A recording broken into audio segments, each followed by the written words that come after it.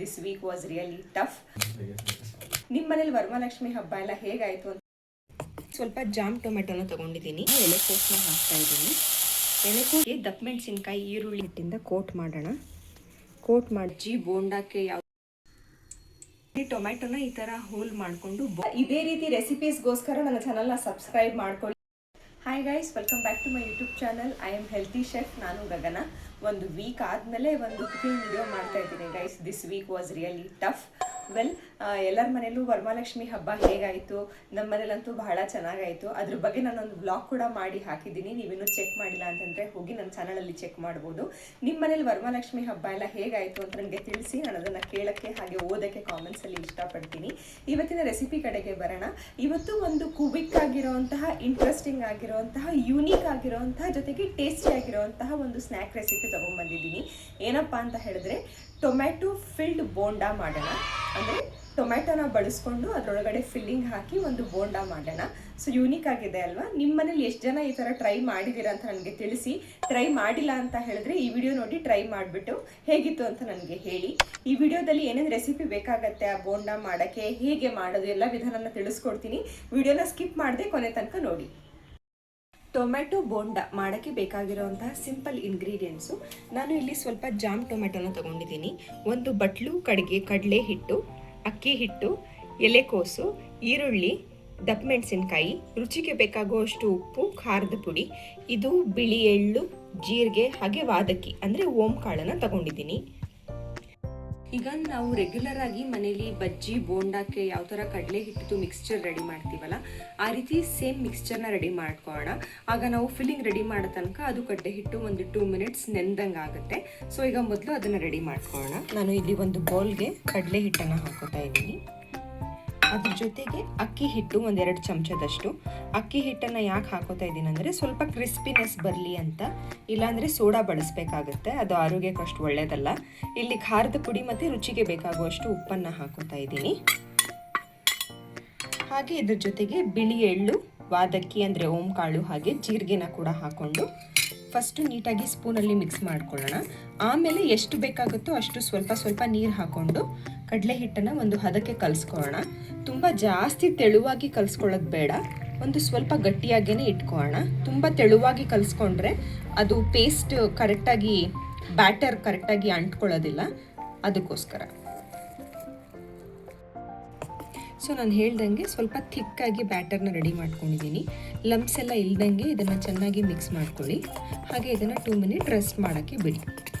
ಮೊದಲು ನಾವು ಫಿಲ್ಲಿಂಗ್ನ ರೆಡಿ ಮಾಡ್ಕೊಳ್ಳೋಣ. ಅದನ್ನು ಮಾಡೋಕ್ಕೆ ದಪ್ಪ ಮೆಣಸಿನ್ಕಾಯಿ, ಈರುಳ್ಳಿ, ಹಾಗೆ ಎಲೆಕೋಸು ಏನಿದೆ ಅದನ್ನು ಸಣ್ಣದಾಗಿ ಆದಷ್ಟು ಕಟ್ ಮಾಡಿ ಹೆಚ್ಚಿ ರೆಡಿ ಮಾಡಿ ಇಟ್ಕೊಳ್ಳೋಣ. ಆಮೇಲೆ ಫಿಲ್ಲಿಂಗ್ ಮಾಡೋಕ್ಕೆ ಸ್ಟಾರ್ಟ್ ಮಾಡೋಣ. ಇಲ್ಲಿ ನಾನು ಈರುಳ್ಳಿ, ದಪ್ಪ ಮೆಣಸಿನ್ಕಾಯಿ ಹಾಗೆ ಎಲೆಕೋಸನ್ನ ಸಣ್ಣದಾಗಿ ಕಟ್ ಮಾಡಿ ಇಟ್ಕೊಂಡಿದ್ದೀನಿ. ಈರುಳ್ಳಿ ಮತ್ತು ದಪ್ಪ ಮೆಣಸಿನ್ಕಾಯಿನ ಮೊದಲೇ ವಾಶ್ ಮಾಡಿ ಕಟ್ ಮಾಡಿರೋ ಅಂಥದ್ದು. ಎಲೆಕೋಸನ್ನ ಕಟ್ ಮಾಡಿ ಆದಮೇಲೆ ಸ್ವಲ್ಪ ಹೊತ್ತು ನೀರೆಲ್ಲ ನೆನೆಸಿ ನೀರನ್ನು ಸೋಸೋಕ್ಕೆ ಇಟ್ಟಿದ್ದೀನಿ. ಈಗ ನೆಕ್ಸ್ಟ್ ಸ್ಟೆಪ್ ರೆಡಿ ಮಾಡ್ಕೊಳ್ಳೋಣ. ಫಸ್ಟ್ ಸ್ಟಫಿಂಗ್ ರೆಡಿ ಮಾಡ್ಕೊಳ್ಳೋಣ. ಅದಕ್ಕೆ ನಾನು ಬಾಣಲಿಗೆ ಈಗ ಸ್ವಲ್ಪ ಎಣ್ಣೆನ ಹಾಕೋತಾ ಇದ್ದೀನಿ. 1-2-3 ಚಮಚ ಎಣ್ಣೆ ಅಷ್ಟು ಮಾತ್ರ ಹಾಕೋತಾ ಇದ್ದೀನಿ. ಎಣ್ಣೆ ಬಿಸಿ ಆದಮೇಲೆ ಅದಕ್ಕೆ ಕಟ್ ಮಾಡಿ ಇಟ್ಕೊಂಡಿರೋಂತಹ ಈರುಳ್ಳಿ ಹಾಕಿ, ಈರುಳ್ಳಿ ಸ್ವಲ್ಪ ಕೆಂಪಗಾಗೋ ತನಕ ಬಾಡಿಸ್ಕೊಳ್ಳೋಣ. ಈಗ ಕಟ್ ಮಾಡಿ ಇಟ್ಕೊಂಡಿರೋಂತಹ ಎಲೆಕೋಸನ್ನ ಹಾಕ್ತಾ ಇದ್ದೀನಿ.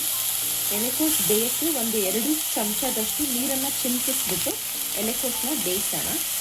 ಅದು ಬೇಯೋ ತನಕ 2 ಮಿನಿಟ್ಸ್ ಆದರೂ ತಗೊಳುತ್ತೆ.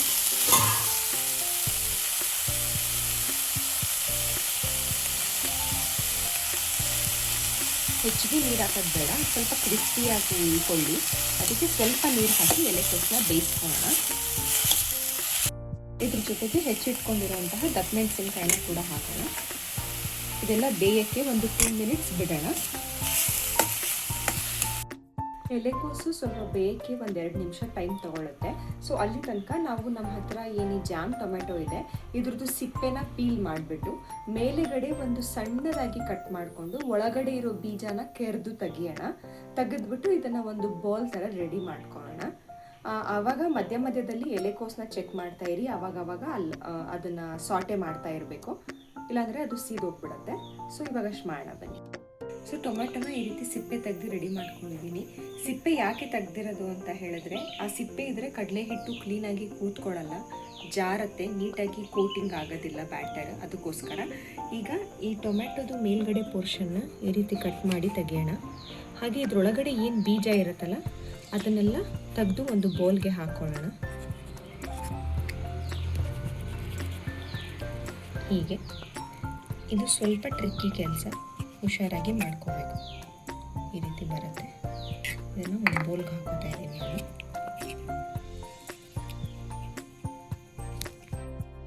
ಸೊ ನಾನಿಲ್ಲಿ ಟೊಮ್ಯಾಟೊನ ಈ ಥರ ಹೋಲ್ ಮಾಡಿಕೊಂಡು ಬಾಲ್ ಥರ ರೆಡಿ ಮಾಡಿ ಇಟ್ಕೊಂಡಿದ್ದೀನಿ. ಈಗ ಇಲ್ಲಿ ಬೆಂದಿರೋಂತಹ ಎಲೆಕೋಸಿಗೆ ಉಪ್ಪು, ರುಚಿಗೆ ತಕ್ಕಷ್ಟು ಖಾರದ ಪುಡಿ ಹಾಗೆ ಧನಿಯಾ ಪುಡಿನ ಹಾಕಿ ಚೆನ್ನಾಗಿ ಮಿಕ್ಸ್ ಮಾಡ್ಕೊಳ್ಳೋಣ. ಒಂದು 2 ಮಿನಿಟ್ಸ್ ಆದಮೇಲೆ ಅದು ಮಸಾಲೆ ಎಲ್ಲ ಮಿಕ್ಸ್ ಆದಮೇಲೆ ಸ್ಟವ್ನ ಆಫ್ ಮಾಡಿ ಕೆಳಗಿಳಿಸ್ಕೊಳ್ಳೋಣ.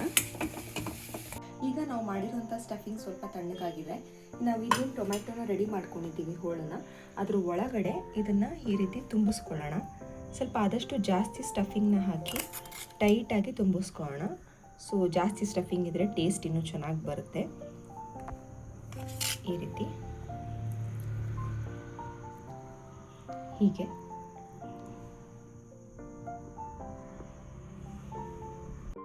ಈಗ ನಾವು ಸ್ಟಫ್ ಮಾಡ್ಕೊಂಡಿರೋಂಥ ಟೊಮ್ಯಾಟೊನ ಕಡಲೆ ಹಿಟ್ಟಿದು ಬ್ಯಾಟರಲ್ಲಿ ಹಾಕಿ ಈ ರೀತಿ ಚೆನ್ನಾಗಿ ಕಡಲೆ ಹಿಟ್ಟಿಂದ ಕೋಟ್ ಮಾಡೋಣ. ಕೋಟ್ ಮಾಡಿಬಿಟ್ಟು ನಾನು ಈಗ ಆಲ್ರೆಡಿ ಎಣ್ಣೆನ ಬಿಸಿಯಾಗಕ್ಕೆ ಇಟ್ಟಿದ್ದೀನಿ. ಈ ರೀತಿ ಸ್ಪೂನಲ್ಲಿ ಕೇರ್ಫುಲ್ಲಾಗಿ ಎತ್ಕೊಂಡು ಎಣ್ಣೆಗೆ ಬಿಡೋಣ.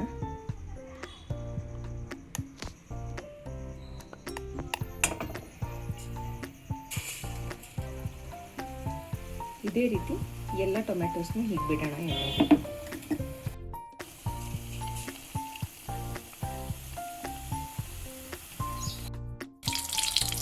ಈಗ ಬೋಂಡ ರೆಡಿಯಾಗಿದೆ.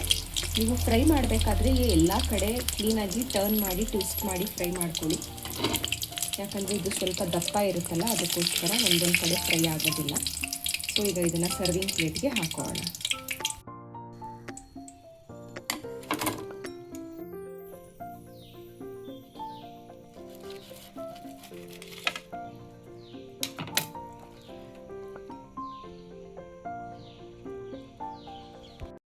ಟೊಮೆಟೊ ಸ್ಟಫ್ಡ್ ಬೋಂಡ ರೆಡಿಯಾಗಿದೆ. ನೋಡಿದ್ರಲ್ಲ ಗೈಸ್, ಎಷ್ಟು ಕ್ವಿಕ್ಕಾಗಿ ಈಸಿಯಾಗಿ ನಾವು ಇದನ್ನು ರೆಡಿ ಮಾಡಿಬಿಟ್ವಿ ಅಂತ. ಈ ಡಿಶ್ನ ಮಾಡೋಕ್ಕೆ ನಾನು ಯಾವಾಗಲೂ ಹೇಳೋ ಹಾಗೆ ಜಾಸ್ತಿ ಟೈಮ್ ಹಾಗೆ ಹೆಚ್ಚಿಗೆ ಇಂಗ್ರೀಡಿಯೆಂಟ್ಸ್ ಎಲ್ಲ ಏನೂ ಬೇಕಾಗೋದಿಲ್ಲ. ನಾನು ಇದರಲ್ಲಿ ಎಲೆಕೋಸನ್ನು ಮತ್ತು ದಬ್ಬಮೆಣಸಿನ್ಕಾಯಿನ ಮಾತ್ರ ಬಳಸ್ಕೊಂಡಿದ್ದೀನಿ. ಆದರೆ ನೀವು ಇದಕ್ಕೆ ನಿಮ್ಮ ಮನೇಲಿರುವಂತಹ ಕ್ಯಾರೆಟ್, ಬೀನ್ಸ್, ಯಾವ್ಯಾವುದೇ ಎಕ್ಸ್ಟ್ರಾ ತರಕಾರಿಗಳಿದ್ರೆ ಎಲ್ಲನ ಕೂಡ ಆ್ಯಡ್ ಮಾಡ್ಕೋಬೋದು. ಪನ್ನೀರ್ನ ಕೂಡ ಆ್ಯಡ್ ಮಾಡ್ಕೋಬೋದು. ಅದು ಕೂಡ ಒಂದು ಡಿಫ್ರೆಂಟ್ ರೆಸಿಪಿಯಾಗಿ ರೆಡಿ ಆಗುತ್ತೆ. ನಿಮ್ಮ ಮನೆಯಲ್ಲಿ ಈ ರೆಸಿಪಿನ ಟ್ರೈ ಮಾಡಿ ನೋಡಿ, ಹೇಗಿತ್ತು, ಹೇಗೆ ಬಂತು, ಟೇಸ್ಟ್ ಎಲ್ಲ ಹೇಗೆ ಅನ್ನಿಸ್ತು ಅಂತ ನನಗೆ ಕಾಮೆಂಟ್ ಸೆಕ್ಷನಲ್ಲಿ ಕಾಮೆಂಟ್ ಮಾಡಿ ತಿಳಿಸಿ. ಈ ವಿಡಿಯೋ ಹಾಗೆ ಈ ರೆಸಿಪಿ ನಿಮಗೆ ಇಷ್ಟ ಆಗಿದ್ರೆ ಈ ವಿಡಿಯೋನ ಲೈಕ್ ಮಾಡಿ, ನಿಮ್ಮ ಫ್ರೆಂಡ್ಸ್ ಮತ್ತು ಫ್ಯಾಮಿಲಿ ಜೊತೆ ಈ ವಿಡಿಯೋನ ಶೇರ್ ಮಾಡ್ಕೊಳ್ಳಿ. ಮತ್ತೊಂದು ಹೊಸ ವಿಡಿಯೋದಲ್ಲಿ ಇದೇ ರೀತಿ ಕ್ವಿಕ್ ಹಾಗೆ ಇಂಟ್ರೆಸ್ಟಿಂಗ್ ರೆಸಿಪಿ ಜೊತೆ ಆದಷ್ಟು ಬೇಗ ಸಿಗ್ತೀನಿ. ಅಲ್ಲಿ ತನಕ ಇದೇ ರೀತಿ ರೆಸಿಪೀಸ್ಗೋಸ್ಕರ ನನ್ನ ಚಾನಲ್ನ ಸಬ್ಸ್ಕ್ರೈಬ್ ಮಾಡ್ಕೊಳ್ಳಿ. ಇನ್ನೊಂದು ವಿಡಿಯೋದಲ್ಲಿ ಸಿಗೋಣ. ಅಲ್ಲಿ ತನಕ take care, see you soon.